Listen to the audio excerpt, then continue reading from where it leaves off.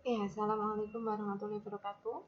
Kita akan membahas kembali tentang brute force, divide and conquer, dan decrease and conquer. Oke, kita akan bahas 3 metode sekaligus, tetapi mereka memiliki kesamaan, yaitu metode untuk mencari solusi. Jadi kalau kemarin kita sempat membahas tentang searching, di sini kita akan mengeneralisir metode untuk searching, yaitu brute force, divide, dan decrease. Nah, kira-kira apa bedanya? Nanti coba kita lihat ya. Oke, yang pertama, definisi secara bahasa tentang brute force dari dua kata, yaitu brute dan force. Brute itu artinya kasar, gitu. Kalau force artinya memaksa. Jadi brute force itu sebuah metode yang digunakan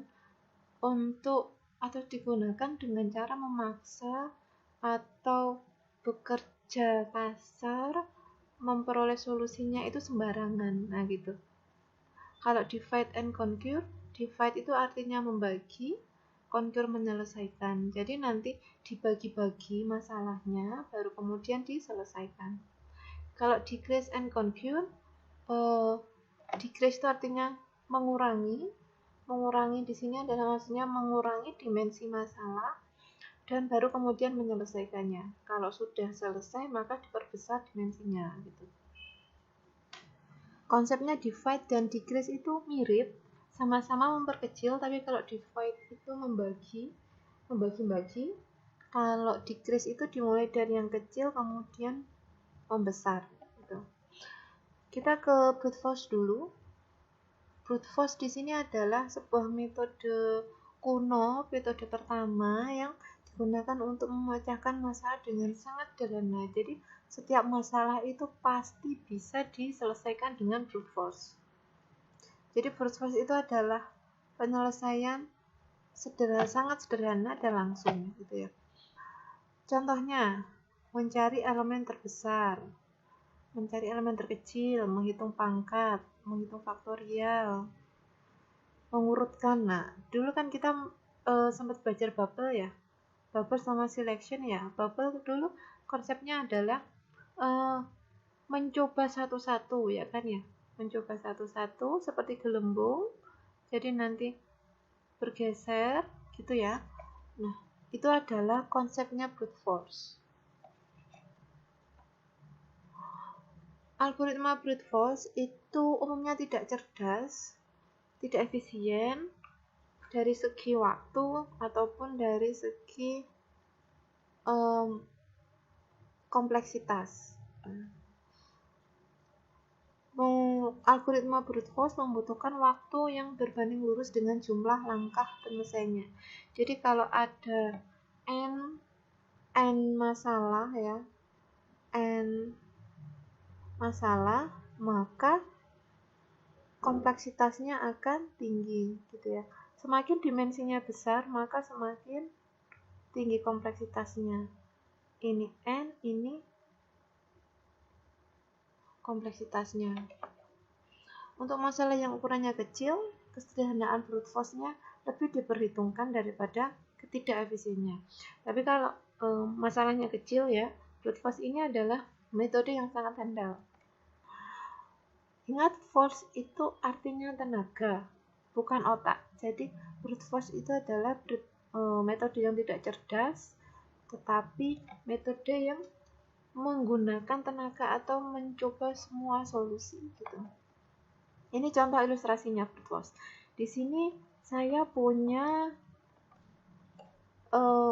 solusi, kemungkinan solusi itu warna biru ya. Kalau saya explore atau saya perhitungkan solusi, saya beri warna hijau. Nah, kalau brute force itu mencoba semuanya, mencoba satu-satu. Jadi kalau saya mau nyoba solusi, ini dicoba, benar apa salah? Coba terus gitu ya, semua solusi yang ada dicoba. Sampai mana? Ya, sampai semuanya, sampai kita ketemu. Kalau sampai nggak ketemu ya berarti kecoba semua gitu. Nah, Nah, ketemu. Kebetulan best solutionnya ada di looping yang paling terakhir. Nah, ini kelemahannya brute force. Kalau nggak ketemu ya berarti sampai selesai dicari. Contoh kasusnya adalah mencari elemen terbesar.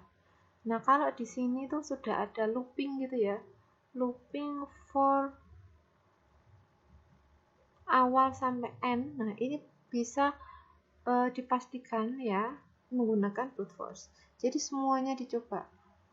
Ini kalau algoritmanya kita implementasikan, maka akan dicoba satu persatu mencari elemen terbesar. Kalau ini masukannya adalah data sampai n ya, 1 sampai n. Nah, berarti kan dicoba satu-satu ya. Kemudian menghitung pangkat 1 sampai n. Nah, ini adalah menggunakan brute force. Faktorial juga begitu. Dicoba 1 sampai n. Kenapa kok pakai brute force ya? Karena memang metode yang bisa dipakai brute force gitu ya. Seperti ini, bubble sort. Algoritma selanjutnya divide and conquer. Divide itu adalah sebuah metode yang terinspirasi dari strategi militer yang dikenal dengan divide and emperors zaman Belanda ya. Nah, sekarang strategi tersebut digunakan untuk strategi fundamental dalam ilmu komputer.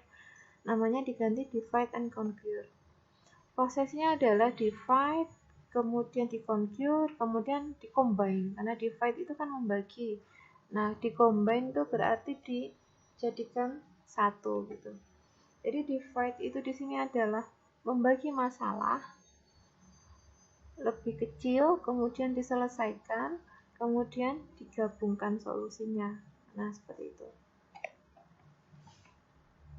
Contoh implementasinya adalah mencari elemen terbesar, menghitung pasangan titik, mengurutkan data menggunakan merge sort. Ingat ya, waktu kita membahas merge sort, datanya itu kita bagi dua, kemudian dicari, bagi lagi, nah gitu ya. Jadi kita divide, kita bagi.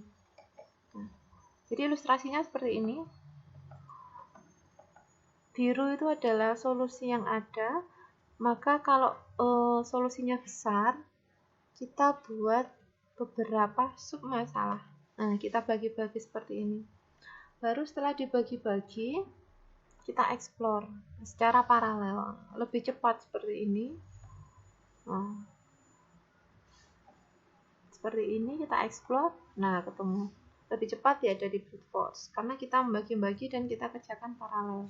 Baru kemudian kita combine. Contoh kasusnya adalah pencarian elemen terbesar. Tadi juga ada ya waktu di brute force ya. Tetapi brute force dikerjakan satu. Kalau menggunakan divide and conquer, kita bagi menjadi dua. Kita bagi-bagi. Contohnya juga mencari pasangan titik. Nah, space-nya kita bagi dua ya.